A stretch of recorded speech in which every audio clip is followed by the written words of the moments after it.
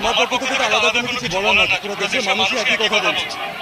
এবং দেশের মানুষ যখন সবাই একসাথে কোনো ন্যায্য দাবি রাখে, তখন সেটা একটু হলেও মাথায় আনা দরকার যে সেটা ফেলে দেওয়ার মতো না। তো আমরা আমাদের যে ভাইরা, যে বোনগুলো মারা যাচ্ছে, যে ভাইটা মারা গেল, দেখেন যদি আপনি সুস্থ স্বাভাবিক মানুষ হন, আমরা রাত্রেবেলা ঘুমাতে পারবেন না। আমার কানে এখনো বাজে যে কারো পানি লাগবে, কত পানি আসছে এখন, কারো পানি লাগবে। তো এটা যতদিন মাথায় থাকবে ততদিন পর্যন্ত আমরা শান্তিতে ঘুমাতে পারবো না।